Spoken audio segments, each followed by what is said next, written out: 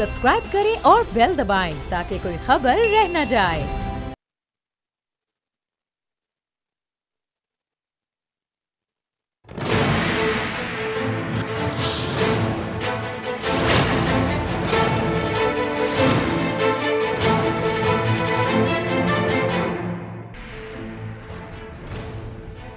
अस्सलाम वालेकुम, मैं हूं नूरुल आरफीन सिद्दीकी और आप देख रहे हैं मेरी जंग। वज़ीर आज़म मौसूफ ने एक और तहलका खेज बयान दाग दिया है। फरमा रहे थे कि एक जहाज़ी इंजेक्शन, जहाज़ी साइज नहीं था वो, लेकिन एक करिश्माती मोजज़ाती इंजेक्शन लगते ही मेरी दुनिया बदल गई। अस्पताल की नर्सें हूरे लगने का इंकशाफ फरमाया मेरे मौसूफ वज़ीर आज़म ने। बता रहे थे कि शौकत खानम में इस कदर स्ट्रिक्ट रूल्स एंड रेगुलेशंस है कि खुद उनकी सिफारिश भी उनके काम ना आई। उस एक महफिल में जहां शौकत खानम के लिए चैरिटी डिनर का मेरा ख्याल है इनकाद किया गया था, क़वाइद व ज़वाबित की पासदारी के फ़यूज़ व बरक़ात भी मेरे मोहतरम वज़ीर आज़म ने बयान फरमाए। मैं यहाँ बड़ा संभल करके गुफ्तगू करना चाहूँगा क्योंकि मामला ज़रा हसास है। वज़ीर आज़म साहब, आपकी एक रियाया होने की हैसियत से मैं एक इल्तिजा करना चाहता हूँ हुजूर, डॉक्टर आसिम से बात करके हुजूर ऐसा एक टीका हम लोगों को भी लगवा दें, फारिग हो जाए, पता ही न चले बारात जा कहाँ रही है, ना महंगाई का पता चले, ना बेरोज़गारी तंग करे, ना माशरे में गंद महसूस हो, ना अफलास हमें सताए, ना पाकिस्तान का जो हाल हो रहा है हमें उससे कोई मतलब, फिर हम फ्लाइट जो है ना, दुनिया हमारी भी बदल जाए। वैसे तो आपके आने के बाद सबकी दुनिया बदल गई है, लेकिन मुकम्मली काम हो जाए। मैं यहाँ दो जय्यद सहाफ़ियों के ट्वीट आपके साथ शेयर करता चलूँ। हारून रशीद साहब मारूफ सहाफ़ी हैं, किसी तारुफ के मोहताज नहीं है। हारून रशीद साहब लिखते हैं, वज़ीर आज़म ने क्या ये कहा इंजेक्शन लगने के बाद अस्पताल की नर्सें हूरे लगने लगी? अगर ये है तो मलाल करना चाहिए। आदमी पर महसूसात के कई आलम गुजरते हैं, सब बातें कहने की नहीं होती। मुझ समेत अपने जानने वालों को इमरान खान कभी समझाया करते, तबीयत की बेशर्मी ख़राबियाँ लाती है। मैं इनकी आखिरी सतूर से क़तई इत्तेफाक नहीं करता, ख़ास तौर पे जब बात हो वक्त के वज़ीर आज़म के हवाले से या किसी भी इनफरादी हैसियत में भी अगर किसी के बारे में बात की जाए। बहरहाल अस्पताल की नर्सों तक मेरे ख्याल में महदूद रहना मुनासिब है। अरशद शरीफ साहब क्या लिखते हैं, अंग्रेज़ी में बुरी से बुरी बात ज़्यादा बुरी महसूस नहीं होती। अंग्रेज़ी में ट्वीट है, विच injection makes nurses look like whores to PMIK? Is PM sending a message that nurses are objects of sexual desire? The noble profession of sisters who follow the tradition of Florence Nightingale to treat sick and wounded, rebranded as whores by Pakistan's PM. बात objectionable ही थी, इसलिए अगर उस पर एतराज़ किया जा रहा है तो मेरा ख्याल है इस पर एतराज नहीं होना चाहिए।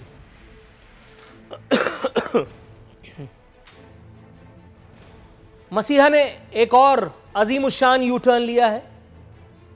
प्रोटोकॉल के खिलाफ वो जो मेरे मोहतरम वज़ीर आज़म इक़्तिदार में आने से पहले लाल गुलाबी बातें किया करते थे, धड़न तख्ता हुई। कैसे? दिखाओ भाई वो साउंड बाइट। और कल मेरे मोहतरम वज़ीर आज़म को अपनी जान का इतना खौफ था, उन्हें इजराइल को देखने से मेरे ख्याल है कतरा रहे थे। कल अपने साथ ही इतनी लश्कर लेकर के निकले थे कि अल्लाह की पनाह। कराची वालों को भी पता नहीं क्या हो गया, मैं तो हैरान हूं, हालांकि मैं भी कराची वाला हूं, मेरे सामने कोई आया तो मैं बताऊं। कराची वाले भी देखिए आप किस कदर बशीरे टाइप का, विद ऑल ड्यू रिस्पेक्ट, उन्होंने एहतजाज किया है। लेकिन एहतजाज तो किया है, वजीर आजम का हटो बचो का शोर, ये आपको हॉर्न की आवाजें सुनाई दे रही होंगी, ये कराची वालों का फुसफुसा किस्म का एहतजाज था, जिससे जाहिर है कि इमरान खान साहब को क्या फर्क पड़ना था। वो तो प्रोटोकॉल को एंजॉय कर रहे थे, उसी प्रोटोकॉल को एंजॉय कर रहे थे जिसके खिलाफ कभी वो तकारीर किया करते थे, अवाम को कहा करते थे कि आपने गाड़ी रोक लेनी है, आपने वीआईपी को गुजरने नहीं देना है, आपने ये करना और वो करना है। और हमारे कराची वालों पर कुर्बान जाइए, वो ताबेदारी का सबूत देते हुए गाड़ियों में बैठ करके और टी टा पी पा करते रहे। बहरहाल तंग आमद बजंग आमद, आज पीपा शुरू हुआ है, कल मेरा ख्याल है धाएं धुई भी शुरू होने वाली है। पैवस्ता रे शजर से उम्मीदें बाहर रख, एक और यू टर्न ले लिया तो क्या हुआ, ये तो है ही यू टर्न सरकार। अगली स्टोरी हमारी है जनाबे वाला, नैब ने एक मरतबा फिर एक बीड़ा उठाया है। एक मरतबा फिर नैब ने जहमत गवारा की है खुसरू बख्तियार वफाकी वजीर और उनके भाई के खिलाफ तहकीकात का आगाज किया गया। भला क्यों? वजीर मौसूफ के असासों में अरबों रुपए का इजाफा over the period of time देखने में आया है। खुसरू बख्तियार, ये मौसूफ जो इस वक्त आपको टेलीविजन स्क्रीन पर नजर आ रहे हैं, पिछले 5 साल में 189 मरतबा, तकरीबन 190 मरतबा बैरून मुल्क गए। जी 190 मरतबा। तहकीकाती इदारों को ऐसा गुमान है कि अगर तहकीकात की जाए, ढंग से तहकीकात की जाए, तो कुछ मजीद असासे इनके जो हैं वो मंजर आम पर आ सकते हैं। खुशफहमी पालने वालों को कुछ खुशफहमी होगी। मुझे तो ऐसा लगता है कि जुल्फी बुखारी ही की तरह एक और क्लीन चिट तब्दीली सरकार की या खास तौर पे खुसरू बख्तियार की मुंतजिर है, क्योंकि इससे पहले जब कभी भी मामलात इस तरह के हुए हैं, कोई खासी हौसला अफजा सूरत हाल सामने आई नहीं है। अगली स्टोरी है जनाबे वाला, वजीर रेलवे की नजर उतार ली गई है। नजर उतारने वाले हैं मेरे मोहतरम चीफ जस्टिस ऑफ पाकिस्तान जनाब गुलजार अहमद साहब, और बड़ा एहसन इक़दाम किया है। सुम्मा अल्हम्दुलिल्लाह, मुझे बड़ी खुशी है शेयर करते हुए। मीडिया कवरेज के भूखे मेरे शेख रशीद को ऐसी धुआंधार कवरेज मिली है आज के अल्लाह की पनाह। एक सानहे पर, ट्रेन के एक सानहे पर 70 अफराद की मौत, नागहानी मौत पर मकालमा हुआ है मेरे चीफ जस्टिस और वजीर मौसूफ के दरमियान। चीफ जस्टिस का कहना था कि सानहे पर महज गेट कीपर्स और ड्राइवर्स को नौकरियों से निकाला गया, बड़ों पर हाथ क्यों नहीं डाला गया? सबसे बड़े तो आप खुद हैं। शेख रशीद जाहिर है टीटा पीपा ही करते रहे, क्या कहते। अदालत ने सर्कुलर रेलवे की बहाली के लिए वजीर मौसूफ को महज 2 हफ्तों का टाइम दिया और बता दिया गया है कि अब कोई होशियारी या लैतोलाल चलेंगे नहीं। अदालत ने शेख रशीद अहमद को बताया है, जो कि वो पहले से न सिर्फ वो जानते हैं बल्कि इमरान खान साहब बखूबी आगाह हैं, क्योंकि वो वजीर आजम हैं, कि रेलवे में पैसे लेकर भर्तियां की जा रही हैं, लेकिन करप्शन से पाक सरकार है जनाब, साफ चली और शफाफ चली, इसलिए कोई कुछ नहीं कर पाएगा। शेख रशीद कहते हैं कि अगर चीफ जस्टिस साहब फरमाएं तो मैं इस्तीफा दे देता हूं। हुजूर, अगर इतनी ही, मतलब वो ख्वाजा आसिफ जो कहते थे, अगर वो थी तो उस हादसे के फौरन बाद दे देना चाहिए था। अब तक आप क्यों बैठे हुए थे खामोश? आखिरी एक अजीब व गरीब किस्म की स्टोरी है। मैं हैरान हूं कि ये किस किस्म की हुकूमत है, इसके एडवाइजर्स कौन है। पाकिस्तान जैसे मुल्क में गुफ्तगू जरा हसास है, बच बचा करके करने की कोशिश करता हूं, लीड्स दूंगा, आप खुद समझ लीजिएगा मैं क्या कह रहा हूं। तब्दीली सरकार ने एक अजीब व गरीब बिल पास किया है। बच्चे की पैदाइश पर मां को 6 और बाप को 3 माह की रुख्सत का बिल मंजूर कर लिया गया है। यह उन मुहज़्ज़ब मुल्कों में अच्छा लगता है जहां कम बच्चे खुशहाल घराना फॉर्मूला अप्लाई किया जाता हो। हमारे यहां मतलब कौम को किस खेल में लगा रहे हैं आप? पीने का साफ पानी मुयस्सर नहीं, गटर मिला पानी हमारे नलकों में से अल्हम्दुलिल्लाह आता है। सेहत आम्मा की सहूलियात कख भी नहीं है, आम आदमी ने ये लोड भी खुद ही उठाना है, तो फिर ये 3 महीने और 6 महीने के किस काम में लगाया भाई? हालांकि हम्माद अजहर साहब वो इस मरतबा दानिशमंद निकले, उन्होंने मुखालफत की, लेकिन रायगा चली गई।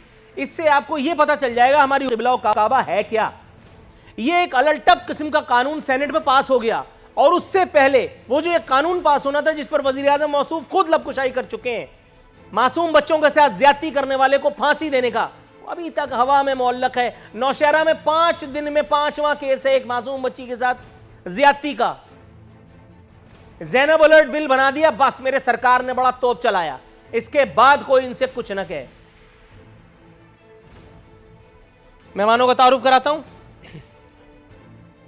मेरे साथ मौजूद हैं डॉक्टर रमेश कुमार, ताल्लुक़ है पाकिस्तान तहरीक इंसाफ से। साथ ही साथ हमें ज्वाइन कर रही है मोहतरमा शाहिदा रहमानी साहिबा, ताल्लुक़ है पाकिस्तान पीपल्स पार्टी से। दोनों मौजूद मेहमानों को अपने शो में खुशामदीद कहता हूँ। रमेश कुमार साहब, हुजूर वाला, आप मुझे सुन सकते हैं?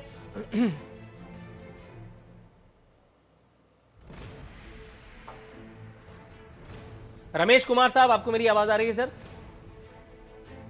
हेलो सर, आप मुझे सुन सकते हैं? जी जी, आवाज आ रहा है। हुजूर वाला, आप जाहिर है कि एक मेडिकल प्रैक्टिशनर है। डीएसएनजी आपको लाइव नशर करने की मुंतजरी है, लेकिन बहरहाल कातिब तकदीर को ये मंजूर नहीं है। इस वक्त इस्लामाबाद में ज़बरदस्त बारिश हो रही है, आपके बीपर पे ही गुजारा है। हुजूर वाला, ये मुझे बताइए, आप एक डॉक्टर हैं माशाल्लाह प्रोफेशन से, सर ये किस किस्म का इंजेक्शन ईजाद हुआ है जो जब खान साहब ने लगाया था तो उन्हें पता ही नहीं चला कि नर्स है या हूर? ये कौन सा इंजेक्शन है? और अगर ऐसा कोई इंजेक्शन है और अगर आम आदमी के बजट में आता है तो क्या आप खान साहब से, हमारी सरकार से रिकमेंड करेंगे कि ये तमाम अवामुन्नास को फी सबीलिल्लाह दाग दिया जाए, ताकि ये जो गुर्बत, अफलास, भूख, बेरोजगारी, कसाद बाजारी हमें तंग कर रही है, हम भी इससे, दुनिया और माफिया से बल्कि बेगाना ही हो जाएं? जब आदमी बहुत ज्यादा क्रिटिकल सिचुएशन में होता है, जब उनको मुख्तलिफ किस्म की वीकनेसेस होती है, उनको सपोर्ट की जरूरत होती है, तो उनको स्टीरॉइड दिए जाते हैं, मगर वो ज्यादा देर नहीं दिए जा सकते हैं, इमरजेंसी में दिए जाते हैं जब आदमी देखे कि बिल्कुल क्रिटिकल सिचुएशन है। मगर जो बयान था, मैं समझता हूँ वो स्टीरॉइड के हिसाब से वो मुनासिब नहीं था, ऐसे नहीं कहना चाहिए था। जिस तरीके से जो ना कल बात की गई कि स्टीरॉइड देने से ठीक है, इंजेक्शन की बात की गई, मगर इस तरीके से बयान नहीं देना चाहिए था। मैं सिंपल में ये कहूँगा कि हूर की बात नहीं है। जो मेरा जवाब है वो सिर्फ यही है कि ऐसे बयान नहीं देने चाहिए कि मेरी दुनिया बदल गई। मगर एक ये जरूर है कि स्टीरॉइड के साथ आदमी बिल्कुल जब होश पे नहीं होता है, उसके अंदर एक ताकत जरूर आ जाती है, मगर उस ताकत के साथ उसको मुसलसल नहीं दिया जा सकता, और टेम्पररी उसको रिलीफ जरूर उससे मिलता है, और टेम्पररी उसको सुकून भी जरूर मिलता है। महसूस ये होता है कि मैं बिल्कुल ठीक हो गया हूँ, अब मुझे कोई तकलीफ नहीं है, मगर शॉर्ट टाइम के लिए उसका जैसे असर खत्म होता है तो फिर दोबारा वो पोजीशन बहाल हो जाती है, तो वो टेम्पररी रिलीफ के लिए होता है। मगर उसके लिए ये कहना और जो ये कहा गया और जिसकी वजह से जो है वो जिस तरीके से आज चीज को बात हो रही है, मैं समझता हूँ हमें ऐसी कोई बात नहीं करनी चाहिए जो है हम खुद किसी को मौका दें कि उन अल्फाज के। Right sir, got your point. थोड़ा सा तवक्कुफ की इस्तदा है, क्योंकि आप बीपर पे हैं, तो थोड़ा सा मेरा ख्याल है कि बात आगे पीछे ना हो जाए। थोड़ा सा तवक्कुफ अगर आप फरमाएं, होल्ड फरमाएं। मैं मोहतरमा शाहिदा रहमानी के पास जाऊंगा। मैडम कैसी हैं आप? जी अल्हम्दुलिल्लाह। मैडम, मैं सबसे पहले उस एक स्टोरी पर आऊंगा जो मैंने डिस्क्राइब ही नहीं की। आज टॉक ऑफ द टाउन रहा आईजी सिंध का वो बयान, जिस पर फिर उन्होंने भी यू टर्न लिया। उन्होंने फरमाया पहले कि मेरे खिलाफ बड़ी साजिश हुई, आसानी से नहीं जाऊंगा, 1.25 लाख का हाथी और फलाना और ठिकाना। बाद में मामला जो हैं वो कुछ और हो गए। उन्होंने कहा मैंने सिर्फ अजराह तफन्नुन ये बात की थी। मैडम, ये मजाक उन्होंने पुलिस वालों से, अपने साथियों से, अपने बेलियों से किया था, या ये मजाक मेरे सरकार, मेरे इमरान खान साहब, मेरे मोहतरम वज़ीर आज़म, मेरे मसीहा सिंध सरकार से, मुराद अली शाह सरकार से कर रहे हैं? आप लोग भी तमाम काम छोड़ करके जानमाज बिछाए हुए हैं कि गवर्नेंस तो होती रहेगी, पहले आईजी हटवा लें। आईजी ही मेरे ख्याल है उसने ही रोक करके रखा है कि सूबे में बाकी गवर्नेंस के काम ना किए जाएं। क्या कहती है मैडम? बहुत शुक्रिया आरफीन। देखिए, सबसे पहली बात तो ये कि अल्हम्दुलिल्लाह सूबे के तमाम मामला चल रहे हैं, तमाम काम चल रहे हैं, लेकिन जब आईजी जिसने आज खुद ये मैं समझती हूँ कि आप सबको अपनी जो उन्होंने चर्ब ज़बानी से जो स्टेटमेंट दिया, वो खुद बखुद जो है वो आश्कारा हो गए कि वो क्या चाहते हैं।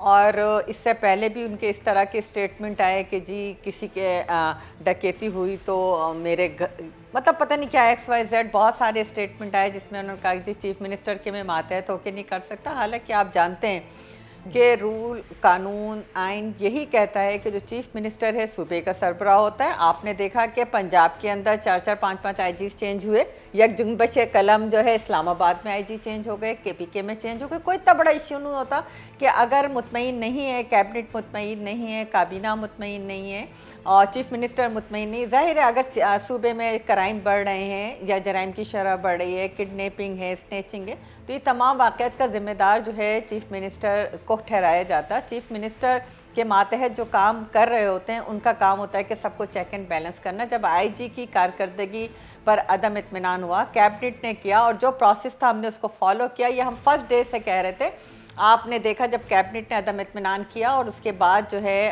प्रेस कॉन्फ्रेंस की वज़ीर इत्तलात सईद गनी साहब ने, तो हमारा यही था कि हमने तमाम कानून को, आइन को फॉलो करते हुए आगे बढ़ें। पीएम की नॉलेज में है, पीएम से बात हुई है, पीएम को आगाह किया गया है, नाम दिए गए, और कल की जो मीटिंग थी उसमें ये सब चीज़ें आया हो गई। लेकिन उसके बाद आज आईजी का इस तरह बौखला जाना और इस तरह के स्टेटमेंट देना जिसको बाद में उन्हें खुद कंडेम करना पड़ा, ये वो तमाम चीज़ें हैं जो आईजी साहब रिबेटल दिया उन्होंने, कंडेम क्यों करेंगे, वो उन्हीं का अपना तो वो ब्रेन चाइल्ड था। थोड़ा सा तवक्कुफ की इस्तदा है। मैं डॉक्टर रमेश कुमार के पास जाऊंगा। रमेश कुमार साहब, हुजूर वाला यू टर्न्स की एक तारीख रकम हो चुकी है, उसी फसल में एक और फूल खिला है। कराची में प्रोटोकॉल से भरपूर तौर पर एंजॉय किया है मेरे मोहतरम वजीर आजम ने। शारा फैसल पे पब्लिक हटो बचो सायरन के शोर में ख्वार हो गई और वजीर आजम साहब घबराना नहीं गाते हुए और शारा फैसल पर जो है वो सफर फरमा रहे थे।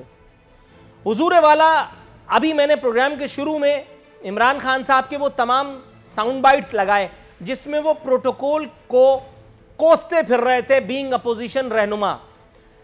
सर, एक मर्तबा फिर मेरे मोहतरम वजीर आजम के कौल और फेल में ये जो इतना भद्दा किस्म का तजाद सामने आया है, इस पर दो जुमले अगर आप फरमाएं तो मैं मशकूर हूंगा। नासिर, पहले तो मैं आईजी वाला मैटर आपको क्लियर करूंगा कि आईजी के हवाले से कोई कमेंटमेंट नहीं थी। चीफ मिनिस्टर और प्राइम मिनिस्टर की खुशगवार बाल में मीटिंग जरूर हुई। उसके अंदर चीफ मिनिस्टर ने ये रिक्वेस्ट की कि 5 नाम हमने दिए हैं और इस वजह से हम चाहते हैं कि नहीं किसी को रखें। चीफ प्राइम मिनिस्टर की ये भी थी कि भाई आईजी का कसूर क्या है, मगर उन्होंने कहा कि हमारी पूरी कैबिनेट का फैसला है। तो प्राइम मिनिस्टर ने कहा कि ठीक है, आपने जो नाम दिए हम कैबिनेट में डिस्कस करेंगे और फिर आपको बताएंगे। कोई कमेंटमेंट नहीं थी। उन्होंने कहा कि 5 में से किसी भी को भी रखो। और अभी भी प्राइम मिनिस्टर ने कैबिनेट का फैसला जो है उसके लिए जो है वो चीफ मिनिस्टर को आगाह कर दिया है, क्योंकि हम चाहते हैं कि कोऑर्डिनेशन के साथ आगे काम बढ़े। मगर उसका मकसद ये नहीं है कि जो प्रोटोकॉल है वो ये है कि 3 नाम फेडरल गवर्नमेंट प्रोविंशियल गवर्नमेंट को देती है, उनमें से एक नाम सिलेक्ट किया जाता है।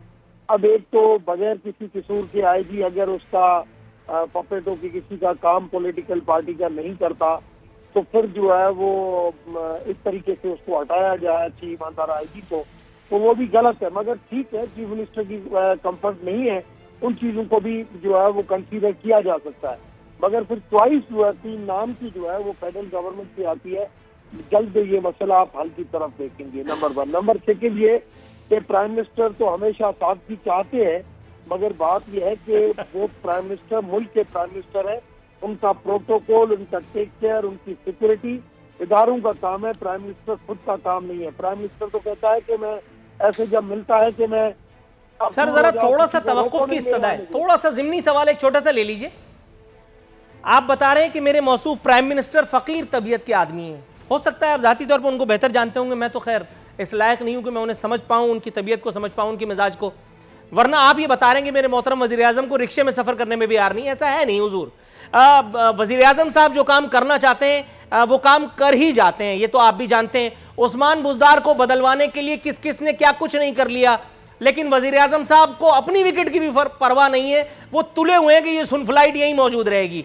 यहां मुझे ये बताइए कि इदारे इतने कवी हो चुके हैं, इतने ताकतवर हो चुके हैं, और मेरे मोहतरम वज़ीर आज़म इतने वो यानी सुलझू तबीयत के रातों रात मालिक बन गए कि इदारों की कहीं भी रिकमेंडेशन के तहत अपनी जिंदगी गुजारने लगे।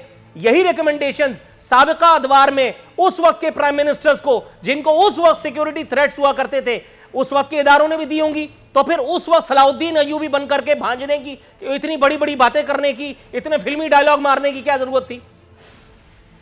उस टाइम के जो बातें हैं मैं उस चीजों को समझता हूँ वो गलत बातें थी, उनको ऑब्जर्व करना चाहिए था कि prime minister, president, governor, chief minister, उनका एक प्रोटोकॉल होता है और जो बुक में है उस हिसाब से चलना चाहिए। आप खुश हो रहे हैं, मगर मैं मानता हूं कि उस टाइम की वो बातें सही नहीं है।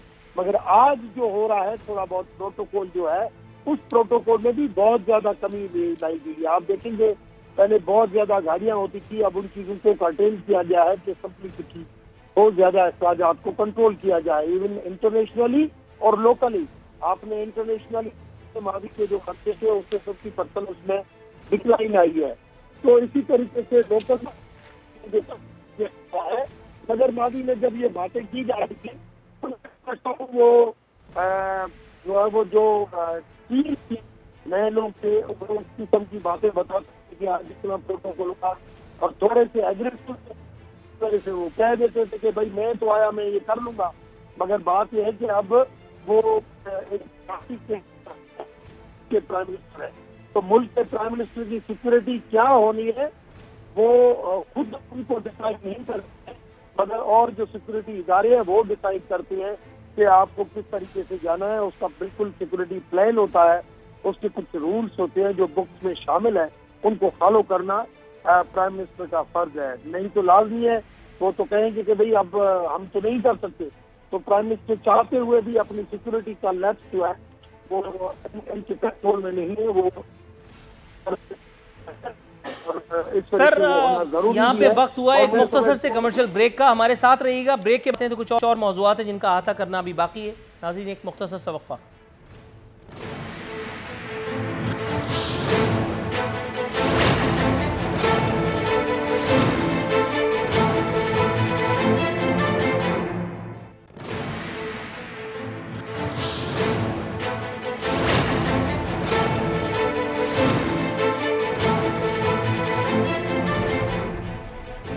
वेलकम बैक नाजरीन। दस्तूर हमारे मेहमान हमारे साथ मौजूद हैं। मैडम शाहिदा रहमानी, पूछना ये था कि नैब ने एक मरतबा फिर ये जो कोशिश फरमाई है, खुसरू बख्तियार साहब के असासों में ये जो इतना गैर मामूली इजाफा हुआ है अरब रुपए का, उस पर ये जो तहकीकात का तामझाम है, आपके ख्याल में ये सही है, हासिल तो साबित नहीं होगी जिस तरह पिछली मरतबा हुआ था, जिस तरह उससे पिछली मरतबा हुआ था। इमरान खान साहब की राजगा वाला मामला वो सब ने देखा, इलेक्शन कमीशन में फॉरेन फंडिंग का केस है वो सब ने देखा। इमरान खान साहब अब तो सुप्रीम कोर्ट भी पहुंच गए, चलो गई भैंस पानी में। उसके बाद फिर बीआरटी की तहकीकात, वो केपीके गवर्नमेंट जो है वो चली गई कोर्ट में कि जी ये तहकीकात को रुकवाया जाए। अब ये जुल्फी बुखारी को भी फारिग कर दिया गया, बताया गया था कि जी उनके खिलाफ कोई सबूत और कुछ भी नहीं मिल पाया। फिर खुसरू बख्तियार के मामले को इतना क्यों सीरियसली ले लिया नैब ने? इंक्वायरी होगी और वो भी इस बात पे कि 5 साल में 190 मरतबा 189 मरतबा रादर बैरून मुल्क गए, अरबों के असासे हो गए। जब आखिर में क्लीन चिट की ही मामलात होने, मैं ये नहीं कह रहा ऐसा होगा, ये कुछ लोगों का, कुछ दिलजलों का गुमान है या बदगुमानी, तो फिर क्यों ये तामझाम, क्या कहेंगी? देखिए आरफीन, इसमें दरअसल जब जिस तरीके से नैब जो है वो पॉलिटिकल विक्टिमाइजेशन कर रही है, तो इन्होंने जुल्फी बुखारी का केस लेकर आए और कहा कि जी देखें जी पॉलिटिकल विक्टिमाइजेशन नहीं है, वो एग्जाम्पल बना के लाए। फिर जो वह पूरी कौम ने देखा, बीआरटी का आपने जिक्र किया, इसी तरह कासिम सूरी का जब इलेक्शन के नताइज आए और वो नाअहल हुए, उसके बाद ये स्टे लेने के लिए पहुंच गए, बीआरटी पे स्टे ले लिया।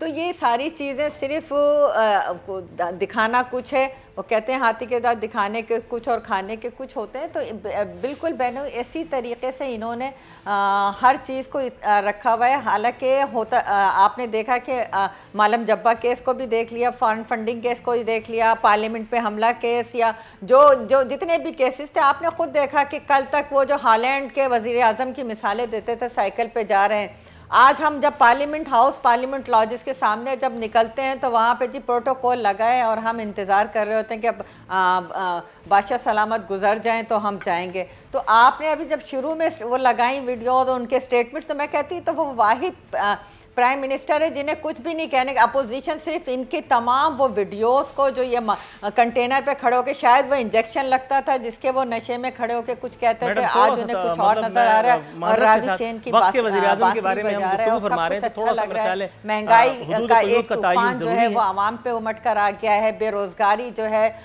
टैक्सेस हैं और हर चीज जो है वो इनको नजर नहीं आ रही। सब ठीक है, सब बेहतर हो गया, सब्र करें, आराम करें, सब्र करें, फिर कहते हैं कि जी सब्र तो कब्र में जाके आता है। तो ये सारी स्टेटमेंट है। कभी वो जापान को जर्मनी से भी मिला रहे होते हैं, तो वो हूरों वाला, मैं तो समझती हूँ कि सबसे पहले तो उन्होंने नर्सिस की तौहीन की है जो एक काबिल इज्जत। और मैडम थोड़ा सा गुफ्तगू को आगे लेकर के चलूंगा, थोड़ा सा तवक्कुफ की इस्तदा है। मैं डॉक्टर रमेश कुमार के पास जाऊंगा। डॉक्टर साहब, हुजूर वाला, इससे पहले कि बात इधर उधर हो जाए, मैं पहले अपनी एक स्टोरी को स्किप करके दूसरी स्टोरी पर आना चाहता हूं। हुजूर वाला, मासूम बच्चों के साथ इस नाम नेहाद रियासत मदीना में ज्यादती का सिलसिला जारी है। नौशहरा में 5 दिन में 5वीं बच्ची के साथ ज्यादती हो चुकी। आर्मी चीफ, सर्विसेज चीफ की एक्सटेंशन के मामले पर तमाम सियासी जमातें आमन्ना सदकना करते हुए सलाम साहब करके 15 मिनट में हॉल से बाहर निकल गई साइन करके। ये एक अजीब और गरीब किस्म का बिल पास किया है कि जी बच्चों की विलादत के सिलसिले में मां को 6 महीने और बाप को 3 महीने रुख्सत दी जाएगी, अब चाहे उन्हें इसकी जरूरत हो, हाजत हो या ना हो। सर, ये इस एक मामले पर, इतने हसास एक मामले पर, वो बच्चों से ज्यादती के मामले पर फांसी का मामला, ये कब पास होगा? सबसे पहले, इससे पहले कि आप जवाब दें, एक साउंड बाइट वजीर आला KPK का के हवाले से, वो बड़ा मुश्किल नाम था। अभी इस बच्ची की नागहानी मौत हुई है, मैं स्टोरी को 2-3 मरतबा कवर कर चुका हूं। पहले ये सुनिए कि KPK का वजीर आला इस एक सानहे पर उसका वर्जन क्या है। जी सर, आपने सुना रमेश कुमार साहब के, वो कह रहे हैं कि ग्रीव फैमिली जो है वो ऐसे कल्प्रिट्स को खुद मारे, उनको खुद सजा दे, उनको खुद जो है वो कैफरे किरदार तक पहुंचाए। लेकिन सर, ये हमारी रियासत का, ये हमारे कानून का वतीरा, हमारा मिजाज नहीं है। हुकूमत क्या झक मार रही है, ये बच्चे पैदा करने के ऊपर ये अलटप किस्म का बिल लेकर के आना जो कि नीड ऑफ द आवर नहीं था। ये किस जरखेज दिमाग की पैदावार है? और इसके बजाय वो जो बच्चों की ज्यादती के हवाले से एक फांसी का बिल अब तक पेंडिंग है, भारत में ये काम किया जा चुका, हम अभी तक जो है वो घबराना नहीं का गीत सुना रहे हैं। बहरहाल आपने जो बाइट सुनवाया चीफ मिनिस्टर का, ये स्टेट के मैन को जो ना ये बयान नहीं देना चाहिए। माँ बाप तो लाजमी है जब उनके बच्चों के साथ ऐसा होगा और वो कानून हाथ में लेंगे, मगर जो स्टेट के रेस्पॉन्सिबल बंदे हैं वो अपनी रेस्पॉन्सिबिलिटी वो समझें और उनको इन चीज़ों के लिए नहीं उकसाएं कि आप उसको खुद जो वो खींचें। उसको ये नहीं कहना चाहिए था, नंबर 1। नंबर 2, जो बात आपने की कि इसकी रेस्पॉन्सिबिलिटी का बिल, ये डिले पता नहीं क्यों हो रहा है। वुमेन प्रोटेक्शन ऑर्डिनेंस आया, आज उसको 10 साल गुजर चुके हैं। चाइल्ड प्रोटेक्शन आया, उसको कितना साल गुजर चुका है। मगर आज आप हर जगह पे देखें, माइनर बच्चे जो है वो काम पे लगे हुए हैं। मुल्क के अंदर कानून बनते नहीं है और अगर बनते हैं तो वो इम्प्लीमेंट नहीं होते हैं। हिंदू मैरिज एक्ट बिल को आज 3रा साल शुरू हो गया, उसके ऊपर इम्प्लीमेंटेशन नहीं है। तो ये बदकिस्मती है। अब और जिस चीज़ की ज़रूरत नहीं है वो कानून पास हो जाते हैं। बहुत अफसोस की बात सुनी कि 6 महीने जो है वो माँ को और 3 महीने बिल्कुल गलत बिल है। मैं तो समझता हूँ कि ऐसे बिल बिल्कुल नहीं पास होने चाहिए थे और ऐसे बिल पास से पहले तो हेल्थ मिनिस्ट्री को उसके ऊपर रिकमेंडेशन देनी चाहिए कि आया ऐसा बिल होना चाहिए या नहीं होना चाहिए। यहाँ तो जिस तरीके से जो आदमशुमारी बढ़ रही है और उनको हम इस तरीके से फैसिलिटेट करते जाएं और जिस चीज़ की ज़रूरत भी नहीं है। एक इंटरनेशनली रूल है 3 महीने का प्रेग्नेंट वुमेन को जो है आखिर में छुट्टी का 3 महीने का होता है और 3 महीने उसको हम बाप को भी 3 महीने की छुट्टी दे रहे हैं। ये बिल्कुल गलत बिल है, ऐसी चीज़ें नहीं होनी चाहिए। मैं समझता हूँ जिसका जो रोल है उसको उन चीज़ों के ऊपर फोकस करना चाहिए। ये फोकस जब हटता है तो उनकी कैपेबिलिटी के ऊपर भी क्वेश्चन थोड़ा सा तवक्कुफ अगर आप फरमाएं तो मैं मोहतरमा शाहिदा रहमानी साहिबा के पास जाऊंगा। मैडम, FBR के 196 मुलाजमीन ने बेनजीर इनकम सपोर्ट प्रोग्राम का वजीफा लिया, ये खबर बता रही है। वजीफा लेने वालों में ग्रेड 16 के 7, ग्रेड 14 के 2, ग्रेड 11 के 10 मुलाजमीन शामिल हैं। बाकी 189 मुलाजमीन ने शौहर या बीवियों के नाम पर फंड्स हासिल किए। ताहम सोने पे सुहागा, इससे जबरदस्त खबर, हुकूमत ने बेनजीर इनकम सपोर्ट प्रोग्राम से मुस्तफीद अफसरान के नाम मज़र-ए-आम पर लाने के फैसले पर भी यू टर्न ले लिया। एक इजलास में इंकशाफ किया गया कि हुकूमत ने रकम लेने वाले अफसरान के नाम सीग़-ए-राज में रखने का फैसला किया है, क्योंकि नाम मीडिया पर लाकर उन्हें बदनाम करना मुनासिब नहीं। इस लतीफ़े पर मुख्तसर अल्फाज में अगर आप तबसरा फरमाएं तो उसके बाद फिर हम अपनी अगली स्टोरी पर जाएंगे वक्फे के बाद। आरफिन, देखिए, हमने on the floor of the house पे ये मुतालबा किया था कि जिन 8.5 लाख लोगों को आपने कहा कि हम बेनकाब करेंगे, उनकी लिस्टें प्रोवाइड की जाएं और ऐसे तमाम लोगों को बेनकाब किया जाए जो कि गलत फ़ायदा उठा रहे थे, गरीबों का, मिस्किनों का जो हक था उनका खाया जा रहा था। और वो जो इसमें ऑफिसरान इन्वॉल्व हैं, उनके तमाम लोगों के नाम जो है वो बिमा रैंक, उनका डिपार्टमेंट सबको करना चाहिए ताकि आइंदा किसी के अंदर ज़रूरत ना हो सके। यही तो हम भी चाहते हैं कि वो तमाम करप्ट अफराद जो हैं इसमें इन्वॉल्व, उनको बेनकाब किया जाए। लेकिन हुकूमत ने चंद लोगों की लिस्टें जारी करने के बाद उसको रोका। ये इंतहाई अफसोसनाक अमल है जो इसमें इन्वॉल्व हैं, क्योंकि ये बड़ा, जब ये आपको याद होगा, जब ये सिस्टम आया 2008 में हमारी गवर्नमेंट के इब्तिदाई 3 महीनों के अंदर, तो तमाम विदाउट एनी डिस्क्रिमिनेशन तमाम पार्लियामेंटेरियंस को, चाहे वो किसी भी पार्टी से बिलोंग करते थे, 8-8 हज़ार फॉर्म दिए। लेकिन जब ये इल्ज़ाम आया कि लोगों ने अकरबा परवरी की, अपने लोगों को नवाजा, अपने वर्कर्स को, तो उसके बाद एक बाकायदा डिपार्टमेंट बना जिन्होंने डोर टू डोर जाके सर्वे किया और उसके बाकायदा पॉइंट थे कि अगर किसी घर में टीवी है, फ्रिज है, मोटरसाइकिल है, तो वो क्राइटेरिया में नहीं आता था। बहुत सारी चीज़ें थी और यानी जो सतह गुर्बत से, madam unfortunately I will have to wind up over here. मुझे यहाँ पे इस सेगमेंट को वाइंड अप करना पड़ रहा है। आपका और डॉक्टर रमेश कुमार का बहुत शुक्रिया। आज फॉर्मेट थोड़ा सा चेंज है। इस मेहमानों को यहीं अलविदा कहेंगे। ब्रेक के बाद जब वापस आते हैं तो हम एक इंतहाई अहम स्टोरी पर एंग्रो के हवाले से गुफ्तगू करेंगे। यहाँ ब्रेक की फ़ौरन कॉल दी गई है, इसलिए तफसील में जाना मुनासिब नहीं है। ब्रेक से वापस आएंगे तो मैं आपको इसके डिटेल से आगाह करूँगा।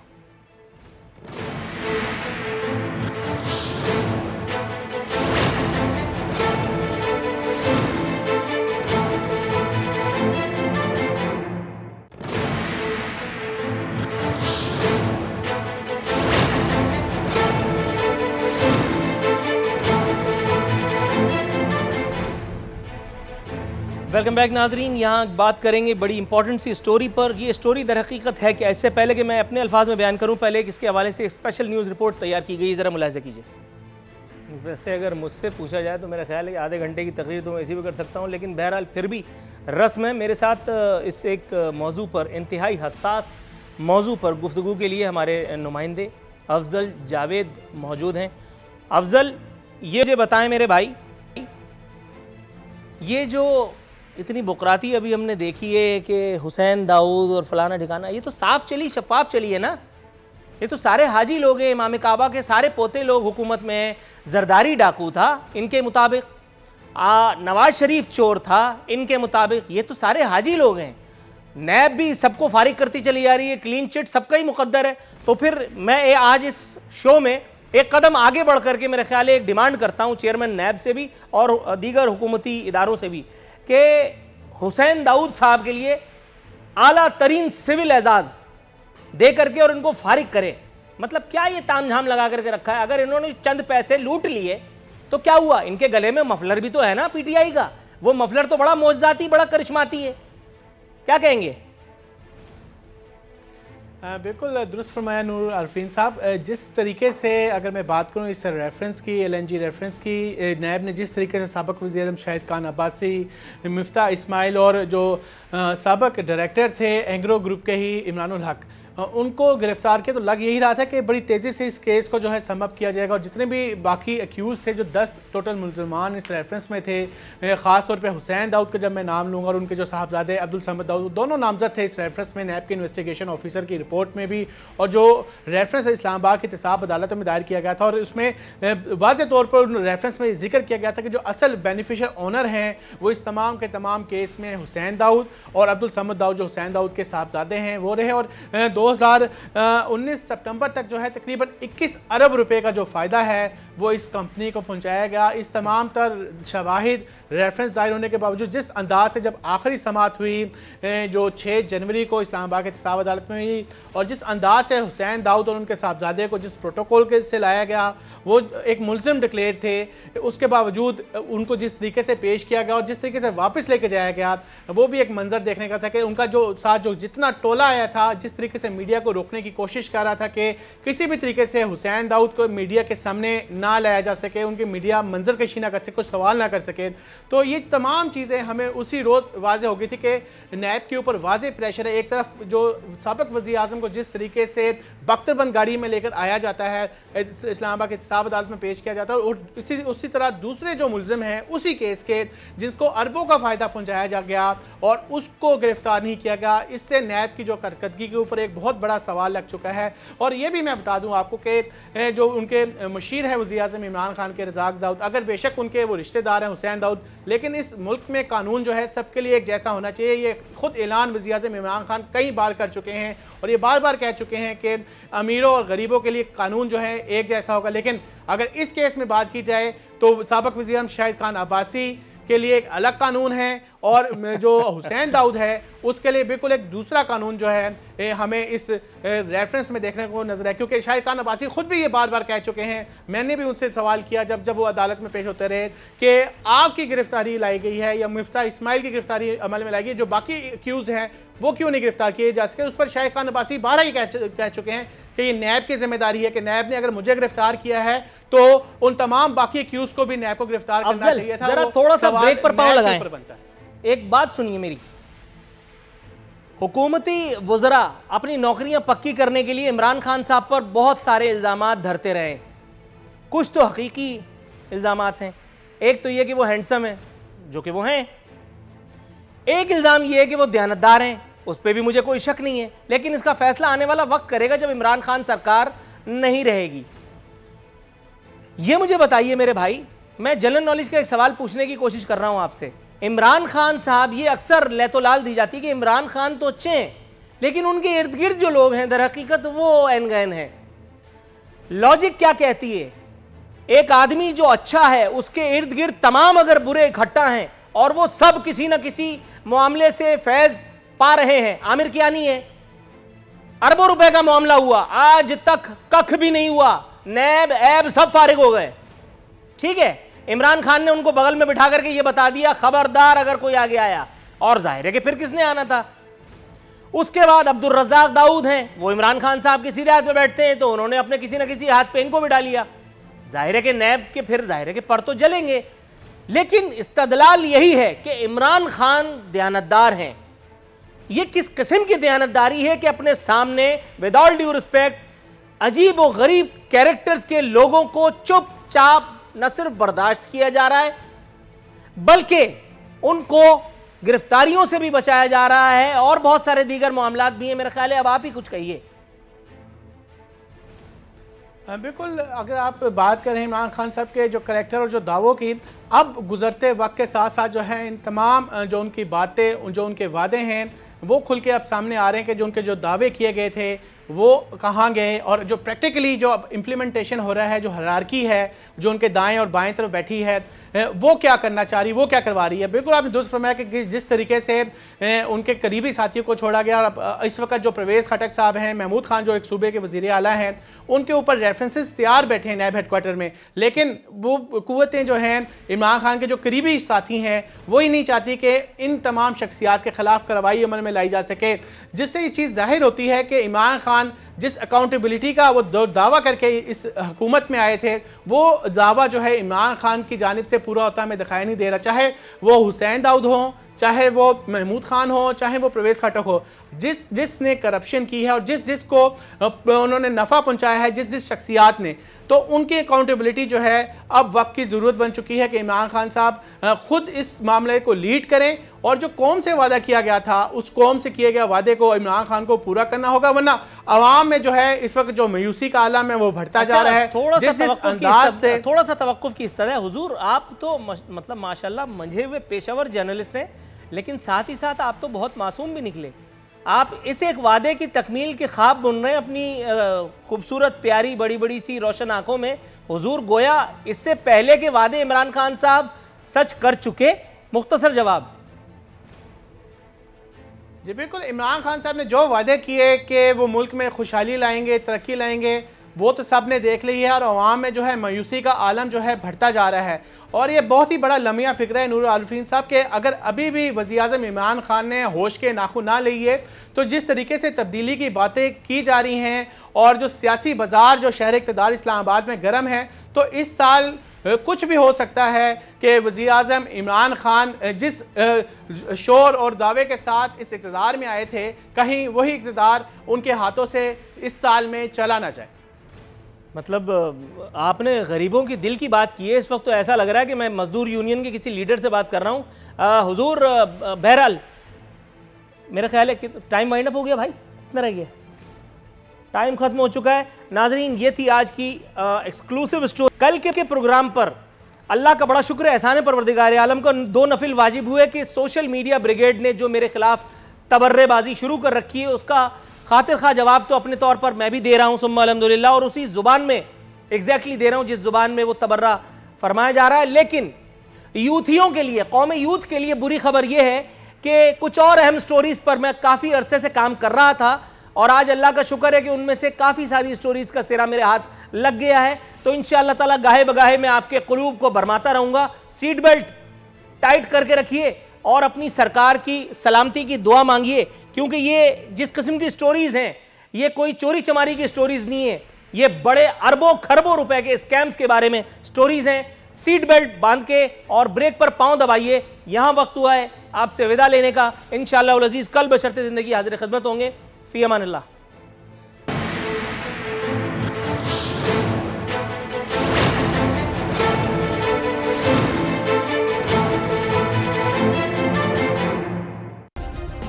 सब्सक्राइब करें और बेल दबाएं ताकि कोई खबर रह न जाए।